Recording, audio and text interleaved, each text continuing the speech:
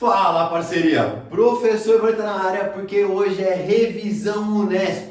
Sim, esse é o vestibular queridinho do meu coração. É o vestibular pelo qual eu mais gravei vídeo no YouTube e é ele que eu vou destrinchar com vocês nessa revisão. Então respira fundo e solta a vinheta.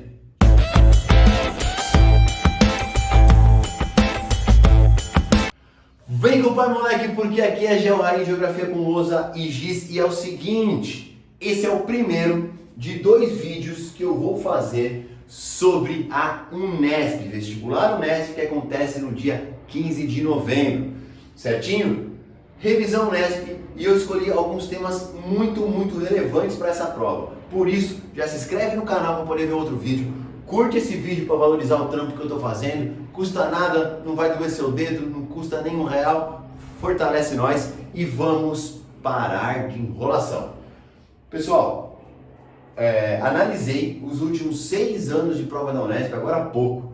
Vou colocar no meu Instagram, vou até botar ele aqui, um post de incidência de questões. Não peguei em lugar nenhum não. Abri questão por questão dos últimos 6 anos. Ai, Vareta, aqueles anos que teve 2 provas de primeira fase. Abri as 2. E montei ali, e analisei, e escolhi o tema da Geografia Física para falar com vocês. Não quis dividir em Geografia do Brasil, nem em Geografia Geral, porque a Geografia Física aparece muito forte nos dois. É o segundo tema de Brasil e o primeiro tema de Geral. E ela cai focada em alguns assuntos. Os 2 assuntos mais cobrados quando você fala de geral, é cartografia e clima, e quando você fala de Brasil, é clima e vegetação. Então vem comigo e dá uma revisada nisso. Cartografia, galera, alguns temas são clássicos e a Unesp adora. A Unesp de vez em quando brinca com questão de apostila, que eu falo, questão que é classiquinha. E um desses temas é escala. Cara, escala é matemática, escala é razão e proporção. Quando cai escala, você tem que aprender a diferenciar o que é uma escala grande de uma escala pequena e algumas vezes fazer aquela continha, famosa regra de 3, para descobrir algumas distâncias. Vamos lá, você tem 2 tipos de escala. Existe, vou pegar aqui, ó, esse pedacinho, aquela escala que é como uma reguinha, que é a escala gráfica, raramente cai, e tem a escala numérica, que normalmente aparece assim, ó. Bom, a escala gráfica ela é mais fácil de você olhar.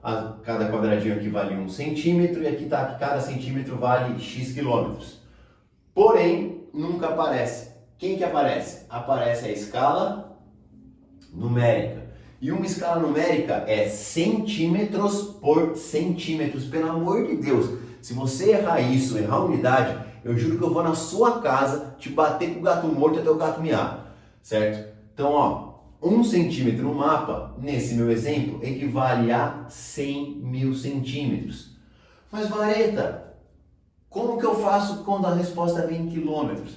Você vai ter que pensar que se aqui é centímetro, que é centímetro, você tem que pular todas as casas. É revisão, é coisa rápida. Quer uma aula só de escala? Clica lá. Então aqui, ó, 1, 2, 3, 4, 5.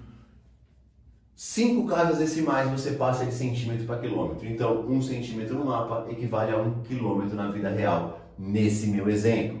Agora vamos lá, para a gente fechar a escala, para você não errar. Deixa eu achar o espaço na minha lousa. Então vamos lá, eu tenho essa escala aqui de novo, ó, 1 por 100 mil. E eu tenho 1 por 10 milhões.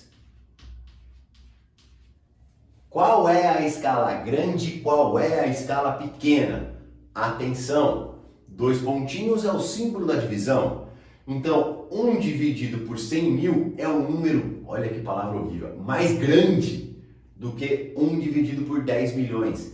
Então, essa é a escala grande. E a escala grande aqui tem grandes detalhes, certo? Você vê pequenas áreas com grandes detalhes na escala grande. Enquanto na escala pequena, você vê uma área muito maior, com menos detalhes.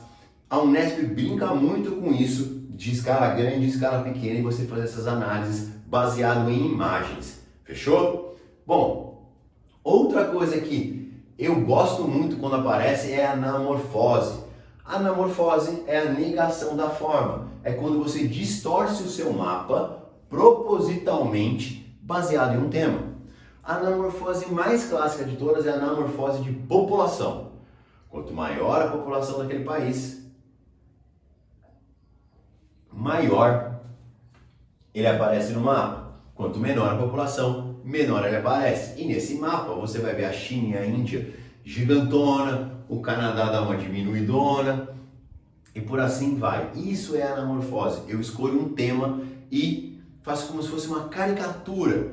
Eu aumento o que é muito grande e diminuo o que é muito pequeno. E assim você consegue ter uma visibilidade legal e uma análise sobre aquele mapa. Então eu posso fazer uma anamorfose de população? Posso. Eu posso fazer uma anamorfose mundial de gastos militares. E aí eu vou ver os Estados Unidos gigantão, a China muito grande, a Rússia também, o Brasil pequenininho. Eu já vi uma anamorfose do mapa do Brasil, de PIB do Brasil. São Paulo aparece inchado, alguns estados como Roraima, que tem o menor PIB, aparecem menorzinhos. Então, analisar essas anamorfoses é importante. E analisar é importante sim. Você precisa saber ler mapas.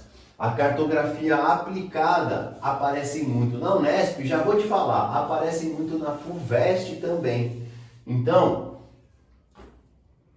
leia o título do mapa, leia a legenda do mapa e saiba tirar informações desse mapa. Isso vai aparecer, porque quando ele pede análise, ele está coligando a cartografia com outros conteúdos. E os vestibulares não são a sua apostila divididinho, aulinha por aulinha, tudo bonitinho. Eles juntam temas em uma questão. E você precisa estar esperto com isso. Por isso, análises aqui são muito importantes. Pessoal, indo já para o próximo tema, falar de relevo. Eu não ia falar de relevo, não vou falar, não vou, mas eu falei. Por quê? Você lembra que ali no final de semana do Carnaval, houve a maior tempestade da história do Brasil. Olha aqui, ó, aquecimento global, efeitos climáticos extremos, eventos climáticos extremos, e gerou um super processo erosivo, retirada de sedimentos, escorregamento de terra, escorregamento de rochas, que causou mortes e detonou algumas cidades como São Sebastião. Então, galera, ó, eu tô com uma pulguinha atrás da orelha que os vestibulares paulistas vão utilizar isso. Eu tô gravando hoje na véspera da primeira fase da Unicamp. E eu já falei isso nessa aula, numa aula dica. Cara, relacionar El Niño, certo? Que nós estamos vivendo o fenômeno El Niño, com chuvas acima do normal, com aquecimento global, com esses eventos climáticos extremos, com má ocupação do homem daquela região que é uma região de encosta. Então você tem que saber que você está numa região das coestas, né, certo?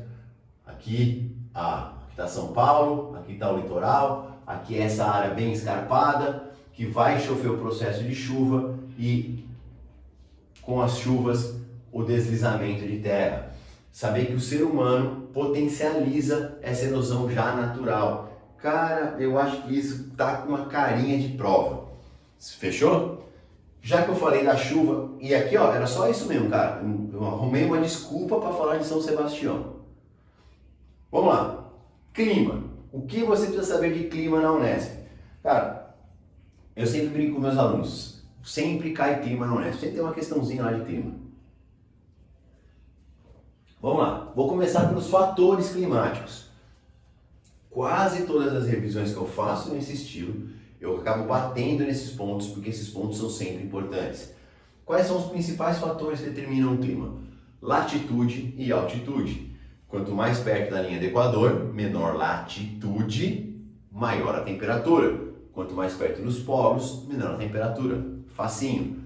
Altitude também. Quanto mais alto, mais frio. Quanto mais baixo, mais quente. Ao nível do mar, a temperatura é maior do que em Campos do Jordão a 1.600 metros. Mas eu quero que você fique esperto com outras questões aqui. Com correntes marítimas, principalmente com a corrente do Golfo, que sai do Golfo do México e leva calor lá para a Europa. Ela é uma corrente que vira e mexe aparece em provas. A última questão que eu vi referente a isso, nessa bateria de questões que eu estava olhando, apareceu sobre maritimidade e continentalidade. Olha isso.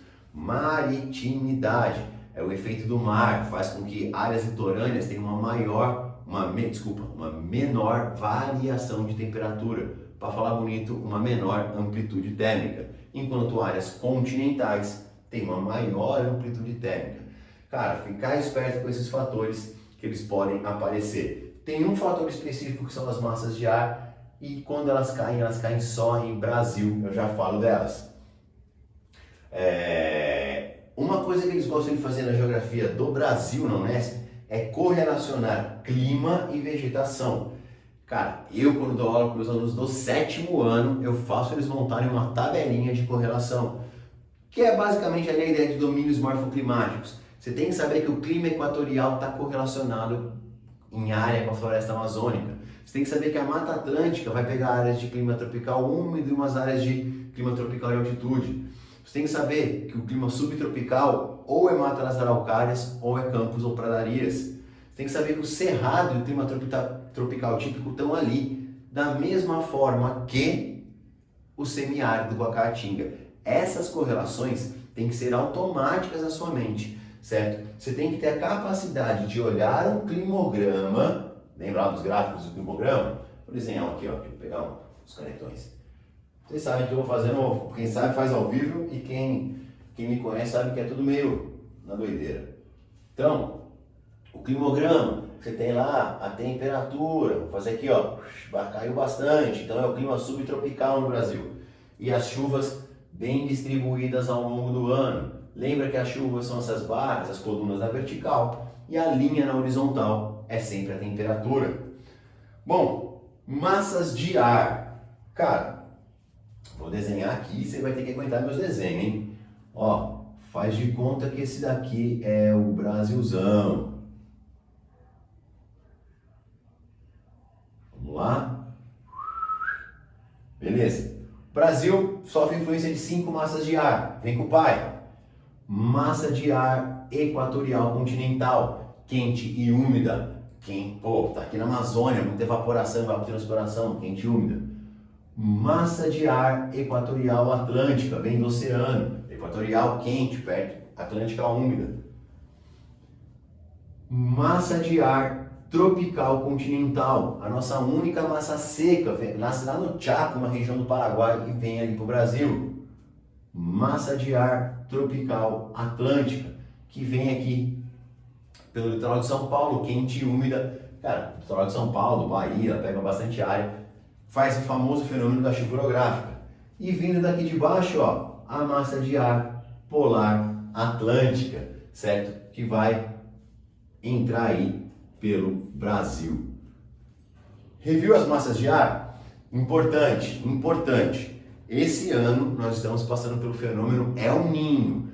O El Niño é o aquecimento das águas do Pacífico perto do Peru e tem como consequências no Brasil duas coisas. O aumento da seca no Nordeste, pegando um pouco do Norte, passamos por isso, então a situação lá na Amazônia está cruel, e intensifica as chuvas no Sul e Sudeste. Respira fundo e lembra, quantas vezes você viu reportagens de enchente, alagamento no Rio Grande do Sul esse ano? Olha aí o mote da questão deles falarem de El Niño, certo? Vou deixar... eu tenho vídeo específico de praticamente tudo isso. Se você for no comentário e falar, Vareta, me ajuda, eu te ajudo e te mando esse vídeo. Mas você quer que eu te ajude de verdade, cara? Bom, antes de eu começar a falar aqui da outra parte, vou fazer uma revisão Unesp, um aulaço, não é mais nem aulão, é aulaço. Cara, eu costumo fazer uma aula de 3 horas de revisão Unesp, com teoria e exercícios baseado nas análises que eu faço da prova, com todo o conhecimento que eu tenho sobre esse vestibular que eu gosto tanto. E se você quer participar do meu aulão e do aulão dos meus parceiros, eu reuni uma equipe de 7 professores, só cara foda, só cara aqui do estado de São Paulo, que vivencia essa prova, para fazer uma revisão com vocês por um preço bem camarada. Eu vou deixar o link aqui na descrição. Quando você clicar nesse link, você vai cair no meu WhatsApp e vai conversar comigo e eu vou te passar as informações. Às vezes eu demoro para responder porque eu estou em aula. Sou professor, de semana eu estou em aula, mas eu passo para você. Essas aulas são via Google Meet, aula fechada, você pode interagir, tem acesso à gravação, tem acesso aos materiais. É bem firmeza, certo? Quem me seguir no Instagram vai ficar vendo as informações antes, mas clica aqui que você já cai em algum lugar para receber tudo que você precisa para macetar essa Unesp. Eu juro que eu vou pegar na sua mão e nós vamos chegar nessa segunda fase da Unesp, porque eu sei que comigo a primeira você passa. E vamos arrebentar na segunda fase. Chega de merchan, vamos aqui para a segunda parte, que é da Geografia Geral, o segundo tema mais cobrado, que é a Geografia Ambiental, certo? Os problemas ambientais. Você tem que ficar focado em alguns problemas que são recorrentes em provas. Vamos lá. Primeiro problema é chuva ácida. Chuva ácida é causada por emissão de dióxido de enxofre, dióxido de nitrogênio, por queima de combustível fóssil. E como você já viu ali pelo nome, né, chuva ácida, vai reagir em forma ácido nítrico, ácido sulfúrico e chover nessas regiões. Causa e consequência. Causa queima de combustível fóssil, principalmente carvão mineral. Áreas com termoelétrica e com siderúrgica são mais suscetíveis. Vai afetar a plantação, vai afetar a vegetação, vai corroer estátuas, pintura de carro, acaba trazendo esses problemas. Outro aqui é inversão térmica. Se você lembrar, você sabe que você estudou física, por convecção, o ar quente sobe e o ar frio desce. E essa circulação atmosférica é a circulação normal. Então o que acontece? Os raios solares vêm, atingem a superfície e a superfície emana calor. Essa parte de baixo da superfície é sempre mais quente, então está sempre subindo, esfriando e descendo. E nisso você joga os poluentes lá para cima. Inversão térmica é quando chega uma massa de ar frio, estaciona aqui embaixo e o ar frio não sobe. Se o ar frio não sobe, você quebra a circulação, não tem circulação. Consequentemente, o que? Todos os poluentes estão se concentrando aqui embaixo. Isso acontece no período da manhã, madrugada, porque quando o sol fica mais forte, ele consegue penetrar pela poluição, aquecer o solo e voltar a circular. Muito comum no inverno. Por que no inverno, Vareca? Eu não falei que é a chegada de massa de ar fria que causa? Massa de ar fria chega principalmente em qual estação do ano? O inverno. Então vem com o pai. Outra coisa, desertificação. Desertificação é o aumento dos desertos existentes ou o surgimento de novos desertos. Está muito associado a desmatamento, a mau uso do solo e a técnicas agrícolas, produção agrícola acima da capacidade do solo e técnicas incorretas de agricultura. Isso aí tem sido aí um problema que quando aparece pega muito aluno, porque eles passam batido. Aqui eu não coloquei o desmatamento, que acontece principalmente com a expansão agropecuária e para a expansão urbana, que tem como principal consequência a perda de biodiversidade. Vamos lá fechar essa aula falando de aquecimento global e dos principais protocolos. Vamos lá. Aquecimento global. Você está cansado de ter aula sobre isso. Você vai focar em causas e consequências. Causas. Queima de combustível, qualquer tipo. Tudo que você tacar fogo emite gás carbônico. Essa é a principal causa. O gás carbônico por combustível fóssil é o grande problema do mundo. Por isso que você vê hoje a busca por fontes de energia limpa, certo? Vamos lá. Além da queima de combustível, eu posso falar da pecuária, principalmente pecuária intensiva, graças aí ao pum e ao processo de ruminação do boi, as próprias fezes, a emissão de metano como algo bastante importante. Você tem gente que ainda coloca a questão do CFC, mas já é um gás menos utilizado. Quais são as grandes consequências do processo agora? Primeiro, esse aumento médio da temperatura, e nós estamos batendo recorde de temperatura aí praticamente todos os meses, temperatura não só no Brasil, mas mundial. Meus cachorros invadiram aqui a gravação. Nós temos então um derretimento das calotas polares, um aumento do nível dos oceanos, mas o que está mais pegando é o que eles falam de eventos climáticos extremos.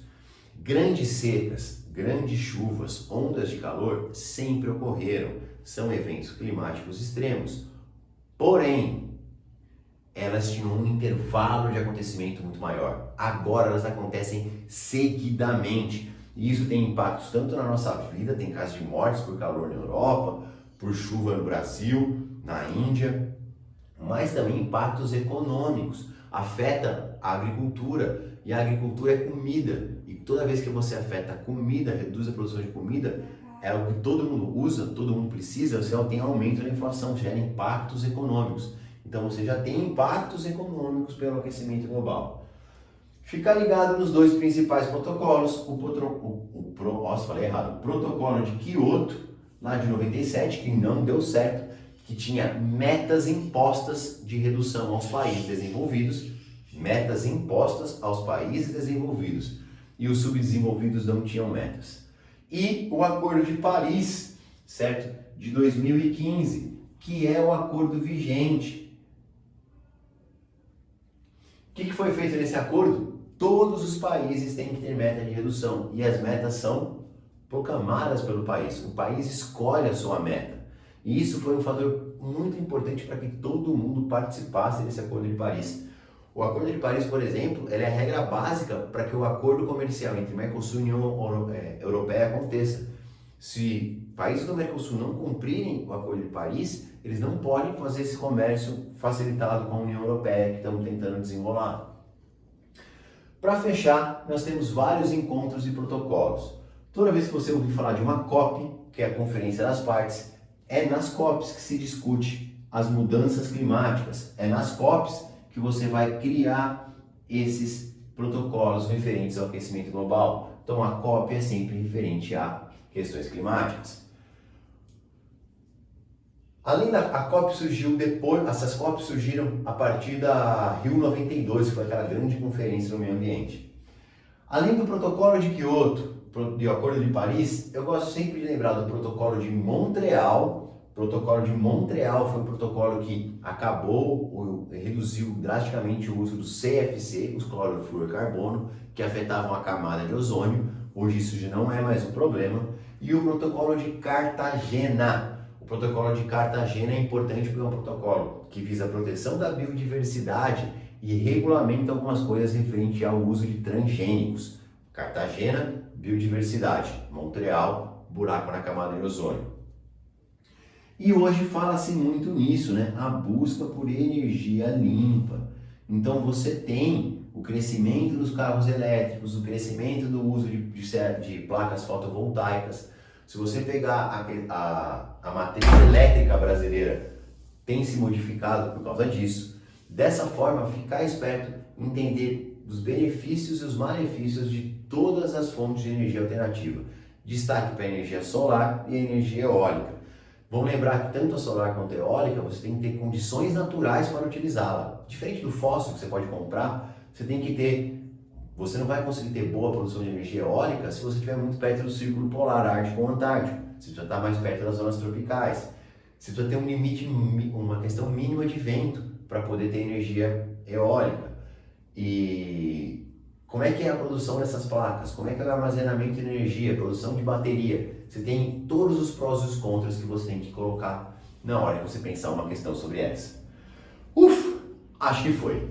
Galera, primeiro vídeo que eu fiz de revisão, segue meu canal, toca na sineta, porque vou soltar logo na sequência. Eu quero soltar dia 1, dia 2 esses vídeos. Quero soltar na segunda-feira, esse daqui, e já um outro na terça. E de novo, fica o convite, se você quer participar da mega revisão que eu organizo, já mais para a Unesp vai ser o 3º ano, com essa equipe toda pela primeira vez. Clica no link, conversa comigo, é um preço mega acessível para você ter aulão aí de 2 horas e meia de cada matéria, com vários professores muito capacitados. Certinho? Respira fundo, foca na prova, pensa no Inter Unesp que é bom demais e bora pra facu.